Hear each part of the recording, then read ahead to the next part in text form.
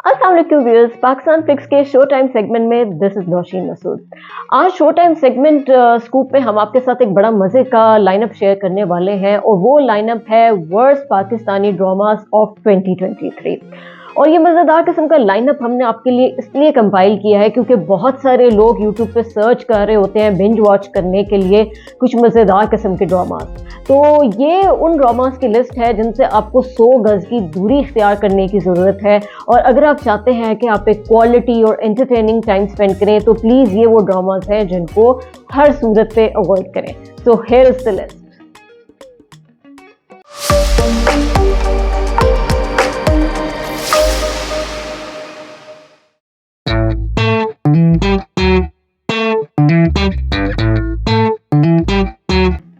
Worst Pakistani dramas in 2023 में number 3 पे जो ड्रामा आया है उसका नाम है तेरे बिन।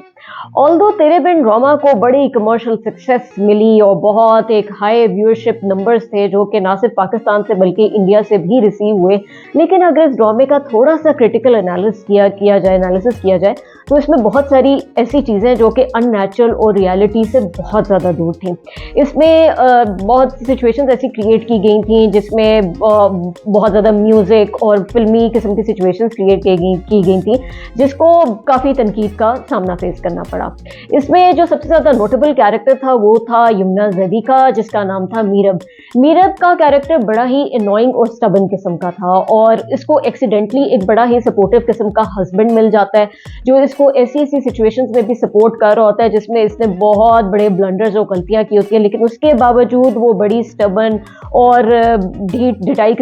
ढिठाई दिखाती है अपने हस्बैंड को और उसके तरफ इंटरेस्ट नहीं लेती। और ये सिचुएशन बार बार इस ड्रामा में दिखाई जा रही थी जिसकी वजह से एट सम पॉइंट लोगों को लगने लग गया कि एक ही चीज़ को बार बार हमें दिखाया जा रहा होता है। एक चीज़ जिसके बारे में बड़ी डिस्कशंस होती रही वो था यमुना ज़ैदी यानी कि मीरब की हेयर स्टाइल और उनकी ड्रेसिंग। जो भी यमुना ज़ैदी की स्टाइलिस्ट थी इस ड्रामा में उनकी परफॉर्मेंस बहुत ज़्यादा बिलो एवरेज थी क्योंकि उनका हेयर स्टाइल जो है वो बिल्कुल भी उनकी फेस की शेप को उनको सूट नहीं कर रहा था। उसके अलावा जो उनकी ड्रेसिंग थी वो भी बहुत डल किस्म की थी और कहीं भी स्टैंड आउट नहीं कर रही थी। उसके बरक्स जो हया का कैरेक्टर था वो स्टैंड आउट कर रहा था ना सिर्फ अपनी एक्टिंग स्किल्स की वजह से लेकिन अपनी ड्रेसिंग की वजह से भी। एक चीज़ जिसके बारे में और बड़ी डिस्कशन होती रही वो थी केमिस्ट्री जो कि मुर्तसिम जो कि वहाज रोल प्ले कर रहे थे और मीरब की थी और इसके ऊपर बड़े चर्चे हुए। बड़ा लोगों ने कहा कि इनकी ऑन स्क्रीन केमिस्ट्री बहुत ज़्यादा ज़बरदस्त है, लेकिन अगर इस केमिस्ट्री को भी ज़ोर से देखा जाए तो बहुत ज़्यादा रोमांटिक सीन्स लगता था कि 80s या अर्ली 90s की लॉलीवुड मूवी से इंस्पायर हुए हैं। जिस तरह की कुछ इस तरह की सिचुएशंस थी कि मीरब को घर के अंदर जिनों और भूतों से बहुत ज़्यादा डर लगता है और वो इन्हीं भूतों और जिनों से डर के जो है वो जाके मुर्तसिम से लिपट जाती है। तो ये सारी चीज़ें जो है हमने पुराने वक्तों की पाकिस्तानी और इंडियन मूवीज़ में देखी हैं। आजकल के प्रेजेंट टाइम्स में तो कहीं भी इस तरह की रोमांटिक सिचुएशंस क्रिएट करना जो है वो बहुत ही ज्यादती वाली बात है।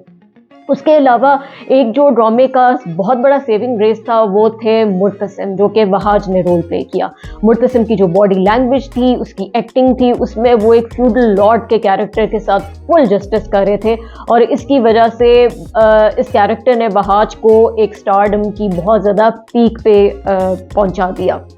उसके अलावा ड्रामे का एक सर्टेन पॉइंट था जिसके बाद उसको बहुत ज़्यादा ड्रैग किया जा रहा था, स्पेशली जब मीरब मुर्तसिम का घर छोड़ के कहीं बाहर चली जाती है पूरे साल डेट के लिए। तो वो लग रहा था कि एक सिचुएशन ज़बरदस्ती की ठोंसी हुई है और उसकी कोई सेंस नहीं बन रही थी। सो इन सारी वजूहात की वजह से worst dramas to watch in 2023 में तेरे बिन है नंबर 3 पर।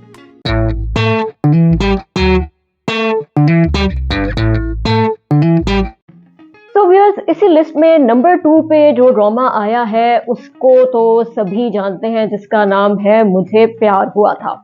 अब मुझे प्यार हुआ था ड्रामा जो है वो शुरू बड़े अच्छे नोट पे हुआ। वहाज उस वक्त अपनी पॉपुलैरिटी की पीक पे थे, तेरे बिन भी चल रहा था साथ साथ और लोग लिटरली उनको एक सुपरस्टार का दर्जा दे चुके हुए थे। इस वजह से भी लोगों का उस ड्रामा में इंटरेस्ट डेवलप हुआ। फिर साथ ही हानिया आमिर जो कि एक बहुत ही ज़्यादा पॉपुलर एक्ट्रेस है और तीसरे स्टार कास्ट में शामिल थे ज़ावियार नुमान जो कि नुमान एजाज के बेटे हैं। और ड्रामे की शुरुआत भी बुरी नहीं थी, एक अच्छी मज़ेदार किस्म की लव ट्रायंगल जो कि एक फैमिली ड्रामा था और वो लोग उसको पसंद भी करते हैं, उस तरह से हुआ और लग रहा था कि अच्छा शायद इसी फैमिली पॉलिटिक्स और इस लव स्टोरीज में से कुछ इंटरेस्टिंग देखने के लिए मिलेगा। लेकिन अनफॉर्चुनेटली इन तीनों कैरेक्टर्स में जहाँ वहाज ने अपने रोल के साथ मुकम्मल जस्टिस किया और ज़बरदस्त एक्टिंग की और हानिया ने भी बड़ा अच्छा निभाया, ज़ावियार नुमान जो थे वो अनफॉर्चुनेटली एक्सपेक्टेशंस पे पूरे नहीं उतर सके। उनका रोल जो था बड़े एक एग्रेसिवनेस और पैशन उसके अंदर था और उनके बहुत सारे सीन जो है वो फ्लैट थे और एक्टिंग भी बहुत डल किस्म थी जो कि कहीं भी उनके रोल के साथ जस्टिस नहीं कर रही थी। तो ये ड्रामे की एक बहुत बड़ी वीक साइड थी, जिसकी वजह से ड्रामे में आहिस्ता आहिस्ता लोगों का जो है वो इंटरेस्ट लूज होना शुरू हो गया और इसमें शुरू में लग रहा था कि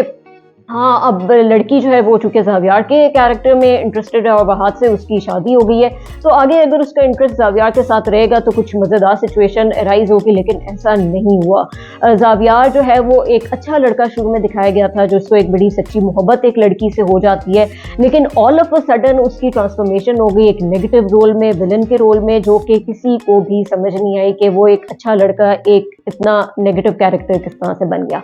एक जो ड्रामा की अच्छी चीज़ थी वो थी एंजेलीन मलिक का रोल। एंजेलीन मलिक बहुत ही खूबसूरत अपने रोल में लग रही थी, उनकी ड्रेसिंग, उनके ज्वेलरी पीसेस, हर चीज़ जो है वो लग रहा था जैसे वो किसी रोल लिखा ही उनके लिए गया है। तो लेकिन ओवरऑल जो है वो लव स्टोरी जो है it was all over the place, उसमें इतनी सारी ट्रेजेडीज हुए जा रही थी कि हानिया के वालिद साहब जो है उनको पैरालिसिस हो जाता है, वहाज के वालिद जो हैं वो इस दुनिया से कूच कर जाते हैं और उसी दौरान ये सारी लव स्टोरी चली जा रही है, उसमें ट्रेजेडीज हुए जा रही हैं और रिपीटेड सिचुएशंस बार बार दिखाई जा रही थी। सो मच से हो के लोग जो है होप कर रहे थे कि किसी तरह इस ड्रामे की आखिरी किस्त लगे और इससे मुकम्मल जान छूटे।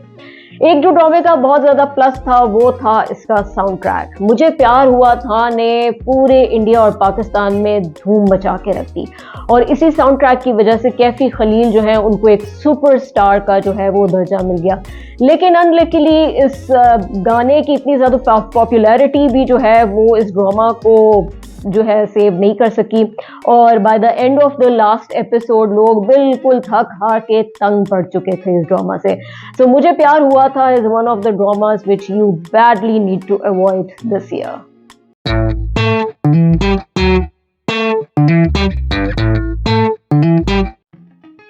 वर्स्ट पाकिस्तानी ड्रामास ऑफ 2023 की लिस्ट में जो ड्रामा टॉप पे है वो आजकल ऑन एयर भी है, उसका नाम है ड्रामा मैं ड्रामा की रिलीज से पहले इसकी बड़ी हाइप क्रिएट की गई और इससे बड़ी हाई होप्स थी लोगों की, एक स्टार कास्ट थी और इतना ज़बरदस्त किस्म का साउंड ट्रैक भी इसका बनाया गया और यूट्यूब पे जब इसके प्रोमोज लोगों ने देखे तो लोगों ने कहा कि ये तो वो ड्रामा है which can not be missed at any cost. लेकिन अनफॉर्चुनेटली जैसे ही ड्रामा शुरू हुआ तो पता लग गया कि इसमें सिर्फ ग्लैमर, पैसा और हाईली पेड एक्टर्स को जो है वो ले लिया गया, लेकिन इसके अलावा इसकी प्लॉट लाइन और इसकी स्टोरी बहुत ही हॉलो और खोखली और एम्प्टी किस्म की और इसके अंदर लिटरली कुछ भी नहीं है। अगेन बहुत ही ज़्यादा ओवर द टॉप किस्म की सिचुएशंस क्रिएट की गई जिसका हकीकत से दूर दूर तक कोई ताल्लुक नहीं था। इस ड्रामे में बहुत ज़्यादा लाउड म्यूजिक भी यूज़ किया गया है जो कि बहुत ज़्यादा कानों के लिए इरिटेटिंग भी हो जाता है और लिटरली आपको ये फीलिंग आती है जैसे आप किसी सिनेमा हॉल में कोई मूवी देख रहे हैं।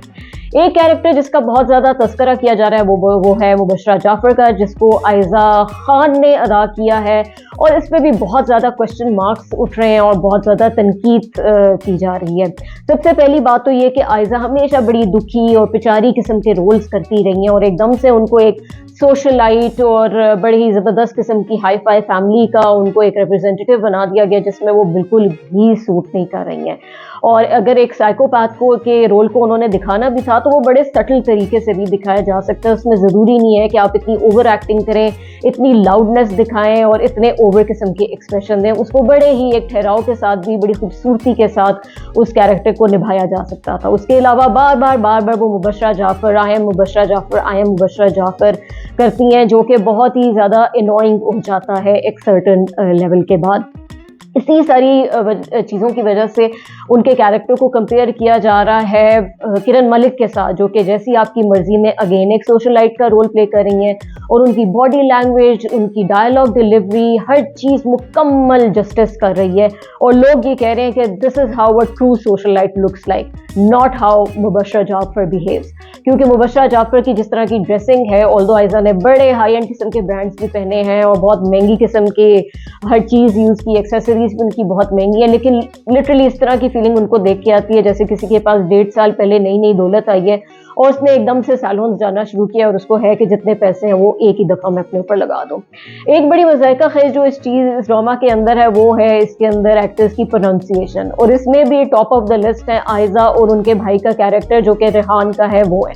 या इन कैरेक्टर्स को 2-3 लाइंस भी अंग्रेजी की बोलनी पड़ जाए तो it becomes all over the place, और बेसिक किस्म के जो अंग्रेजी के वर्ड्स हैं जिस तरह डैड बोल देना बार बार वो भी बहुत ही ज़्यादा बुरा लग रहा है, जो कि जिस पे मेकर्स को बहुत ज़्यादा तवज्जो देने की ज़रूरत है। इसके अलावा वहाज भी अपनी पॉपुलैरिटी की बड़ी पीक पे थे और उनसे बड़ी हाई एक्सपेक्टेशन थी कि वो दोबारा कोई ड्रामा कर रहे हैं तो वो बड़ी ज़बरदस्त किस्म का कुछ करेंगे, लेकिन अनफॉर्चुनेटली उनके कैरेक्टर में भी इतना कोई ज़्यादा रूम ही नहीं है, इतना मार्जिन ही नहीं है परफॉर्मेंस का, और उनका रोल बिल्कुल एक फ्लैट, कंप्लीटली फ्लैट लग रहा है ऑडियंस को। एक और चीज़ जिसके ऊपर बहुत ज़्यादा लोग बात कर रहे हैं, ज़ाकिया डैनियल और वहाज के कैरेक्टर की, जो दिखाया गया कि बड़ा तबाहकुन किस्म का इश्क है और इतनी लोगों की नौकरियां चली गई, इतनी तोड़ फोड़ हो गई और फैमिलीज टूट गई उस इश्क की वजह से, लेकिन जब वो दो कैरेक्टर्स इकट्ठे बैठते हैं तो उनकी केमिस्ट्री कहीं भी नजर नहीं आ रही होती है, वो भी बिल्कुल उसके अंदर कोई स्पार्क नहीं है। तो लोग यही सोच रहे हैं कि मेकर्स, प्रोड्यूसर्स, डायरेक्टर्स पता नहीं क्या सोच रहे थे इस ड्रामा को बनाने से पहले, और शायद वो सिर्फ एक शॉर्टकट के चक्कर में थे कि बस हम एक स्टार कास्ट लेंगे, पैसा वैसा लगाएंगे और हमारा ड्रामा बहुत सक्सेसफुल हो जाएगा। But unfortunately it was a recipe for disaster, और यही सारी मेहनत अगर एक अच्छी स्टोरी, प्लॉट लाइन और एक्टर्स के ऊपर कर दी जाती तो शायद रिजल्ट्स बहुत बेहतर होते। सो मैं is one of the dramas which viewers should avoid at all cost. तो व्यूअर्स, ये लिस्ट थी वर्स्ट पाकिस्तानी ड्रामाज ऑफ 2023 की। इस वीडियो को सबसे पहली बात है लाइक करना ना भूलिएगा, और उसके अलावा पाकिस्तान फ्लिक्स के चैनल को सब्सक्राइब जरूर करें, और उसके अलावा अपनी राय भी कमेंट्स वगैरह में हमारे साथ एक्सचेंज करते रहें। और यही पाकिस्तानी ड्रामाज को लेके आप किस किस्म के सेगमेंट्स हमसे हमारे साथ चाहते हैं कि हम शेयर करें, वो भी हमारे साथ इस तरह का एक्सचेंज ऑफ इंफॉर्मेशन भी करते रहा करें। इंशाल्लाह वेरी सून हम एक और मज़ेदार सेगमेंट के साथ शो टाइम स्कूप के अंदर दोबारा हाजिर होंगे। So till then keep watching Pakistan flicks. Thank you so much.